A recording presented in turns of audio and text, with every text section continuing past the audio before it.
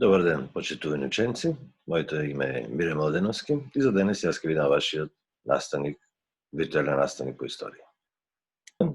Големата преселба на народите. Велеме голема преселба, затоа што навистина во 4-тиот и 5-тиот век на територијата на Европа пред се случила масовна преселба на народите. Како и зошто дошло до тоа, ќе се обидам да ви објаснам на овој час. За таа цел изработив една карта на Европа, на која што се прикажани двете најголеми држави во Европа во тоа време, значи во крајот на 4-тиот век, а тоа се Западното Римско царство со центар во градот Рим и Источното Римско царство со центар во градот Константинопол. Тоа биле двете најмајкни држави, но надвор од границите на овие држави секако се разбира живеле други народи, од кои што најбројни биле германите, кои што не биле обединети, туку живеле по разни племиња и тие германи пред се, а и другите народи кои што живеле надвор границите на римските царства, на оваа карта се прикажани како тројца војници со мечови. Самата природна граница помеѓу Западното, односно Источното Римско царство од една страна и остатокот на Европа, односно германските племиња во тоа време, представува реката Дунав, која што, претпоставам дека знаете, е најдолгата река во Европа и која што е доста широка, длабока и многу тешко било да се премине таа река. Германите имале намера да ја преминат и да се населат на територијата од богатиот Рим. Згорно тоа имале намери да навлезат со цел да плечкосуваат, својуваат, но таа голема река Дунав представувала значена пречка, нарочно затоа што и по текот на реката Дунав били изградени бројни тврдини каде што римјаните држале своја војска со намера да ги заштитат своите граници. Меѓутоа на крајот од 4-тиот век дошло до голем пресврт, бидејќи во Европа се доселил еден друг народ, кој што е одека сликото прикажан на конј, неслучено. Тој народ се вика Хуни и тој дошле од Азија, од далечните степи во Азија. И реков неслучено се прикажани на конј, затоа што пред се тоа бил начин на кој што тие дошле. Тие били извонредни коњаници. Добар дел својот живот го поминувале на конј. Биле добри војници, издржливи и многу воинствени.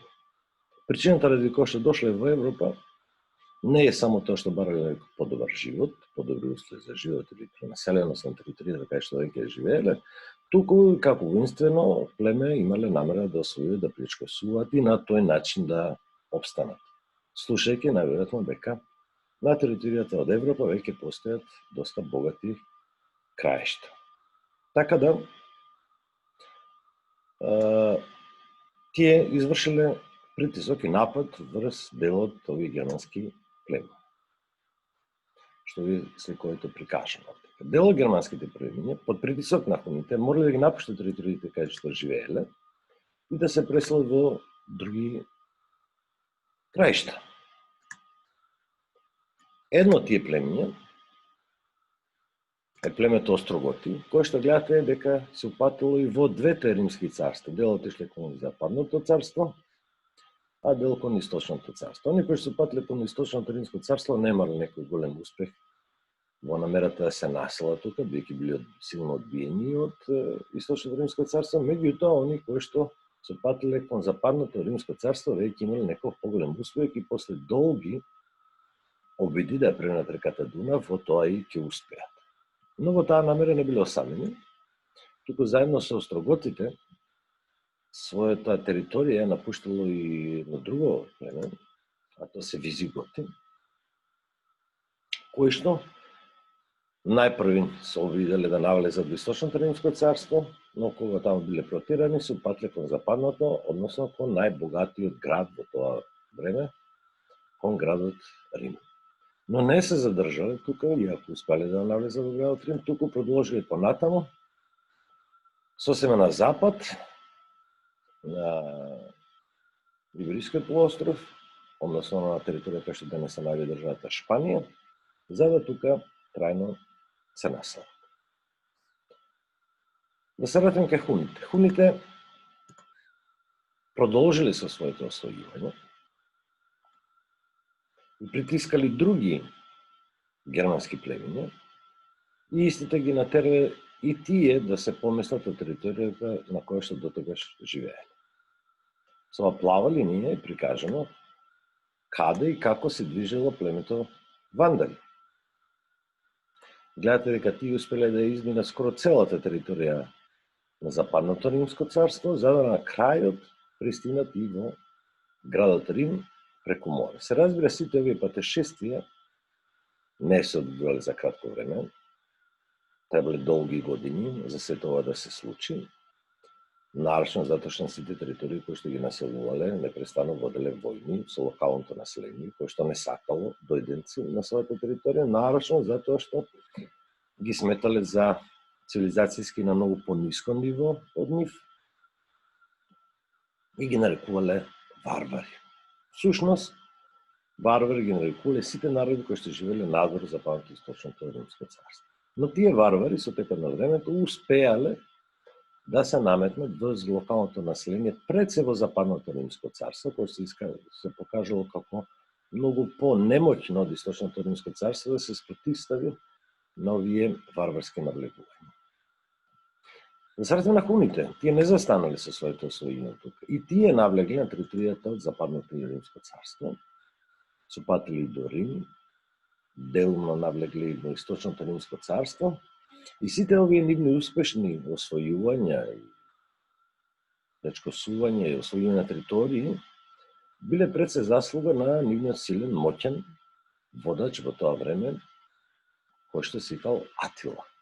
Нешто поосно, ќе кажем повеќе за него, кој што Атила уште бил познат и како камшик Божји. Тој бил доста суров, моќен, меѓутоа и воедно интелигентен војсководач и се смета за еден од најголемите војсководачи во историјата на човештвото. Заедно со Александар Македонски, за кој што чете минатата година. Овие придвижувања на разните народи до Европа, како што реков, се случувале низ бројни години. И не биле само овие. Некои други германски народи, од племиња, како франките, воедно исто се преселиле, навлегле на територијата за Западното Римско царство. Некои други народи, како англосаксонците, пак тие од континенталната Европа се префрлили на Островска Европа, односно на каде што денес се наоѓа Велика Британија. Некои други германски племиња, како готите пак, од северните краишта на Европа, се населиле кон Централна Европа. Така да настанало едно големо, огромно придвижување на маса на народи, кои се преселувале од едно на друго место, се разбира, пред се водени од стравот, бегајќи од хуните, а потоа водени и од желбата да се населат на богатата територија од Западното Римско царство пред се. Бидејќи на Источното Римско царство, иако некои нив се обиделе, не успеале да навлезат. Покрај овие наведени народи, постојат и други народи за кои што натаму ќе зборуваме, како преселба на словените, например, но во некоја друга тема ќе се зборува за тоа повеќе. Оно што е битно да се каже, дека во текот на овие преселби на германските племиња навлегување во Западното Римско царство, се случило и освојување на градот Рим, после долги години војување, конкретно во 476 година, последниот римски император, цар Ромул Августул, ќе биде синат од тронот од страна на овие германски племиња и тоа се смета за крај на Западното Римско царство, 476 година, и воедно се смета за еден момент кога започнува средновековието. Реков ќе кажа нешто за хуните, овдека на сега на екранот може да приметите еден цртеж, онака како што најверојатно изгледале хуните во времето кога навлегле во Европа. Гледате дека јават на коњи, дека биле вооружени со стрели Значи, биле многу вешти јавачи на коњи, и нивните коњи биле од посебна раса, која што може многу долго да патува. А на десната страна гледате една монета на која што е прикажан, и тоа е единствениот приказ, најверојатно најблизок до реалноста, приказ на Атила, оној водач на хуните кој што е најзаслужен за овој голем воен успех на овој воинствен народ. Всушност, тој успех е прикажен и на оваа карта, каде што со зелена боја се обележени териториите со кои што владееле хуните за време, пред се за време на Атила, и која што голема хунска држава, во тоа време најголема во Европа, нема да обстои долго, ќе обстојува околу 50 години, така да после смртта на Атила, ова држава ќе се распадне, бидејќи ќе настане раздор помеѓу самите хуни, после што нивната држава ќе слабе и ќе снема сосема од територијата на Европа, и добар дел од хуните ќе се повлече во териториите каде што и претходно дошле. Меѓутоа, можеме да ги сметаме за иницијатори на ова голема преселба на народите, која што не е тема на овој наставен час. Овие два цртежа сакам да ги прикажам како најверојатно изгледале германите, како биле вооружени, како се облекувале, какви штитови, мечови, копија, оружје користеле. Било најверојатно, затоа што се разбира, ние немаме фотографии, ниту цртежи оригинални од тоа време, но реконструкцијата, која што ја гледате на овие цртежи, би требало да биде доста веродостојна.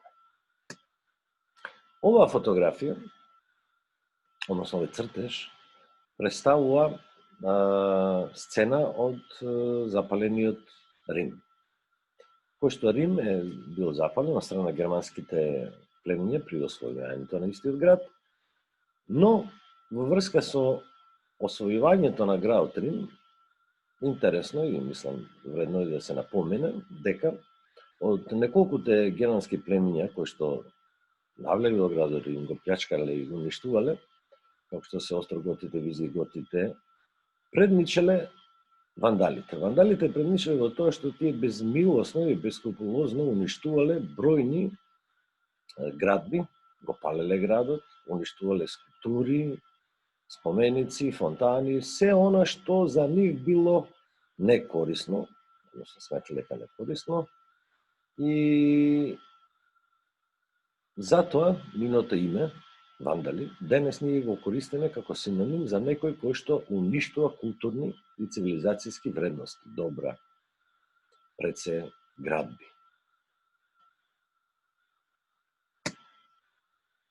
После освојувањето на пропаста на Западното Римско царство, картата на Европа изгледала прилика вака.